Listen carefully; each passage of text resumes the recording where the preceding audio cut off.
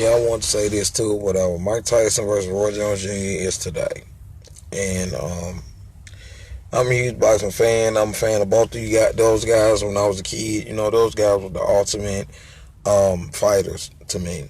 You know what I'm saying? Mike Tyson came from being the youngest heavyweight champion in history at the age of 20 by beating Trevor Berbick and unifying the titles from WBC, IBF, and WBA, and also the Ring Magazine belt, and beating Michael Michael Spinks for the Lineal Championship, which is a version of a title that when you never was beaten for it and you like left for a little while, basically retired and then come back or whatever. You know what I'm saying? It's like when you do that.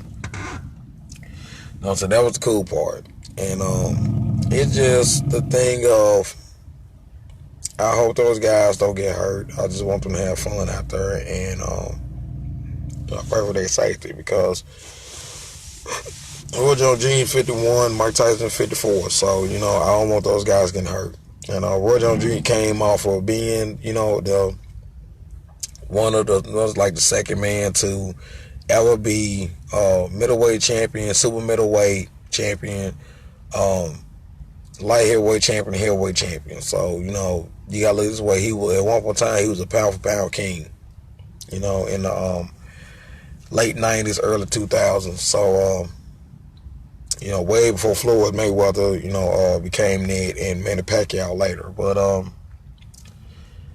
I think it's gonna be an interesting fight because it was one of those dream matches that if what I'm saying, when War came up to being in the heavyweight division, it would have been a good fight between Mike Tyson and Roy. Back then, it would have been a good fight between Roy and Holyfield or whatever like that. But at that time, those guys past their primes, and Roy Jones Jr. was the man who was doing his thing at the time. So it's cool. It's cool seeing it as an adult. But I would have liked it, back in their primes. But it is what it is, man. So I'm gonna get off on that and finna get to work. I'll y'all later.